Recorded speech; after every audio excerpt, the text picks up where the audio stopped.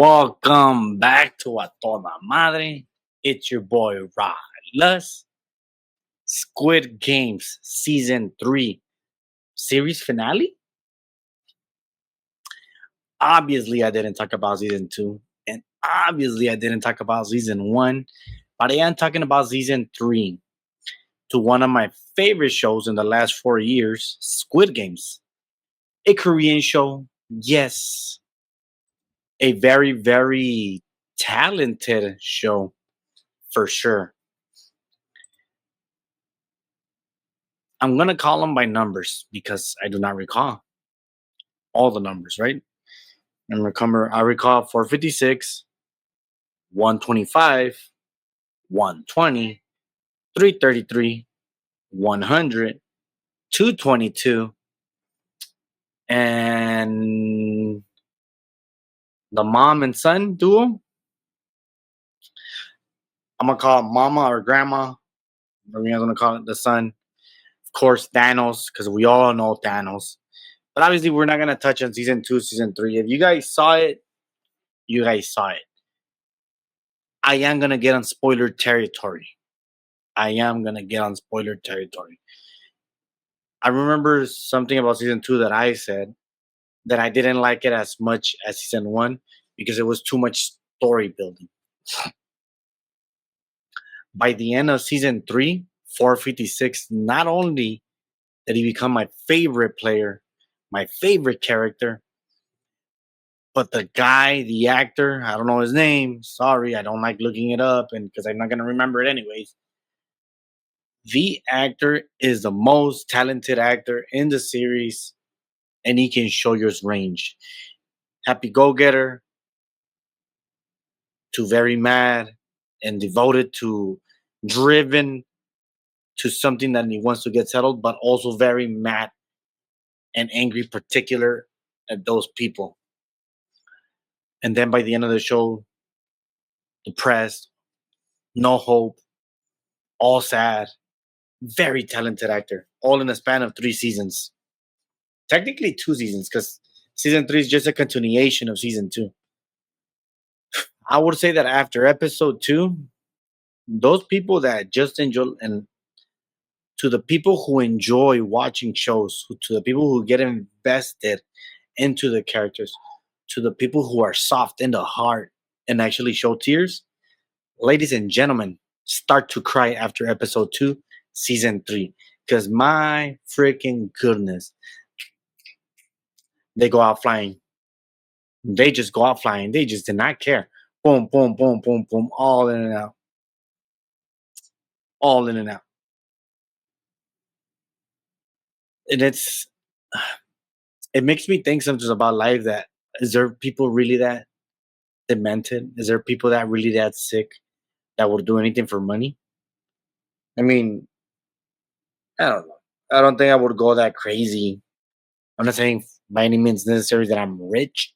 I'm not saying that by any means necessary I have 100K in my bank account. I'm just saying I can't see myself doing all that stuff that they're doing for 7 million wongs. I don't know how much that translates to American money. $2 million probably.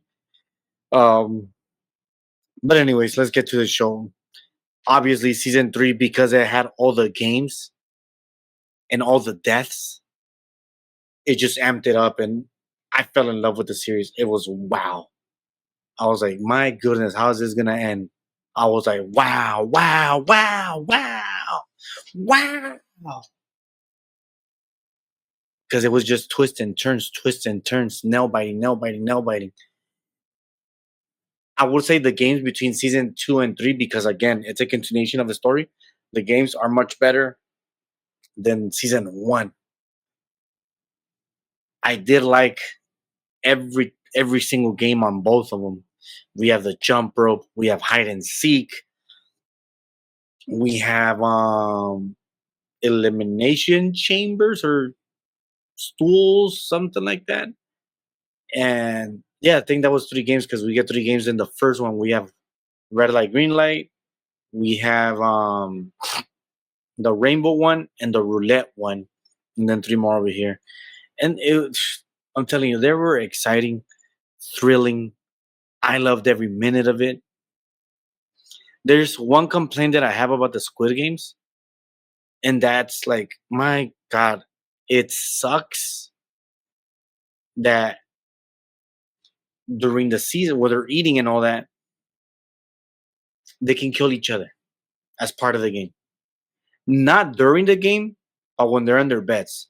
It happened in season one. It happened again in season two, and it carried on to like kind of like into season three. I hated that. I really did.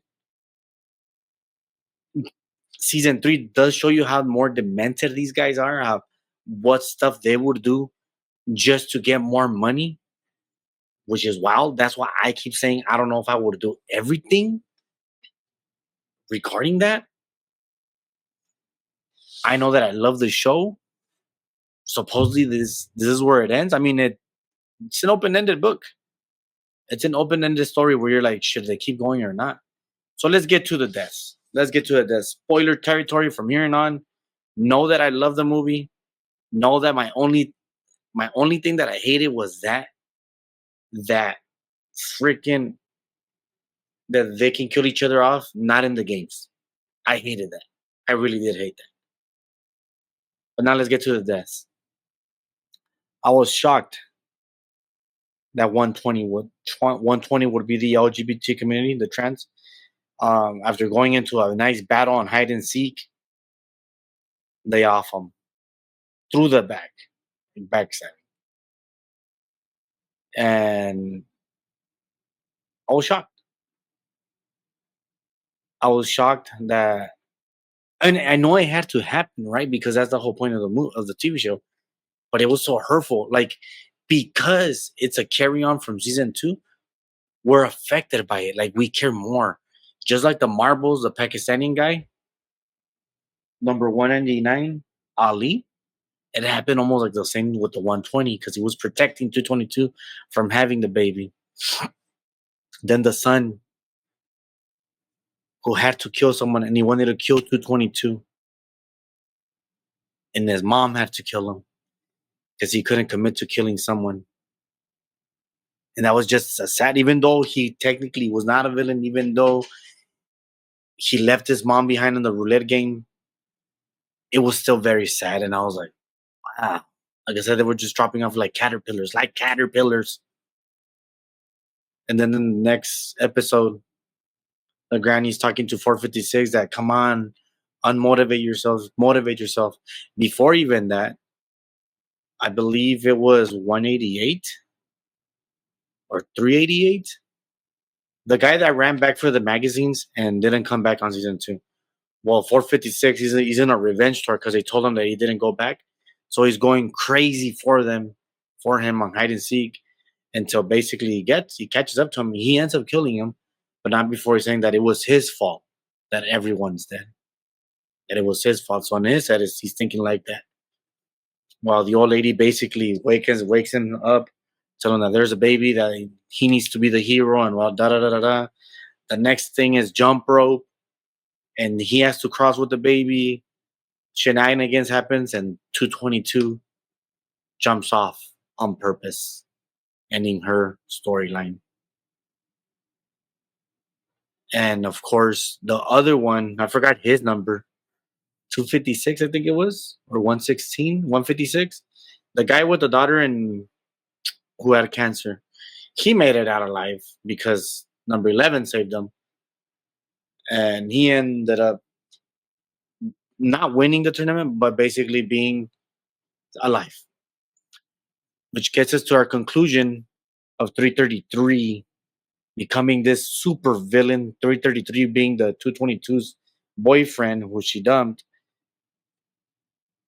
His arc is nasty. He just becomes brutally evil and nasty savage. And I'm happy he lost, obviously, but you he becomes so despicable by the very final scene until he's breathing. He's despicable where you're like, you yourself want to jump into the screen and just push him off because of what he did. Even a number of 100, even though he was a slimy old man, he doesn't touch 333's toes. That what he was gonna do, oh my God, There's no forgiveness for him because the whole thing, they had to choose someone to die. They forgot to push the start game, and then 456 and the baby, they made him a player. 222's baby, he's 222. He pushes the game, and this is where it's sad because 456 jumps off, ending Squid Game. But before that, the cop, the brother of Imno, the Grandmaster, he found the island. But because they found the island, they all went away. They blew up the islands, and technically, that's where Squid Game is a series finale because it's telling you we're not gonna do no more Squid Games until we get to America, where you see that chick from Snowpiercer, Kay Blanchett, playing that hockey or hockey, whatever they call it, the pox slammers with the two notes against an old man or homeless guy in Los Angeles. And the Grandmaster did want to go give her 456 daughters money as a package, like here you go. His dad wanted you to have this because he's unalive. And it sucks. It sucks that he had to pass away, but at the same time, he lost the battle because he was too far gone. He was those homeless were he wouldn't even communicate to his daughter. But at the same time, 456 won the game because he showed the Grandmaster that he controls his life, that he controls his decision, and no one else can poison him, and that he will continue to make sacrifices for the people. And because of him, they found the island. In a way, because of him, they found the island that basically exploded everything. So everything is done. And that side of Squid Games, if they do come back, might be in LA. Overall, the whole series together, it's a 11 out of 10. A toda madre. A toda madre. This season alone, I mean, if they're all a toda madre, that means that all of them are 11 out of 10. A toda madre rankings, which it's fine by me. The only one that kind of missed was season 2, but even that was like a solid 9, maybe borderline 10. But it was like a toda madre, 9 or 10, and then a toda madre. So you can definitely give it a 10 out of 10 TV show, even if it's 3 seasons. If there's more, there's more. If you want to give it a bigger rating, I think a 10 out of 10 is a solid series for 3 seasons, 8 episodes each, 6 episodes each. If we get Squid Games America, I'm all in. If we get Squid Games Mexico, I'm all in. If we get Squid Games Europe, I'm all in. Let's do this. I'm in the Squid Games universe. Anyways, people, have you seen Squid Games? What you think of it? Did you like that 456 often stuff? Did you like that 222? Baby was a player. Did you like how it ended? Did you like that the bad guys got away? Did you like that the bad guy had a heart and gave 456 money, his daughter, the money that he had, that he gave his brother, the cop, the baby to take care of with the money of the winnings? Did you like that? What do you guys think? What are you guys' thoughts? Did you guys like the games for all 3 seasons? I personally loved them. I personally loved them. I would say in season 3, my favorite death, my saddest death, has to be for me 120 hit me. It was sad. It was sad. 120 hit me. Obviously, my favorite death, like you got what you deserve.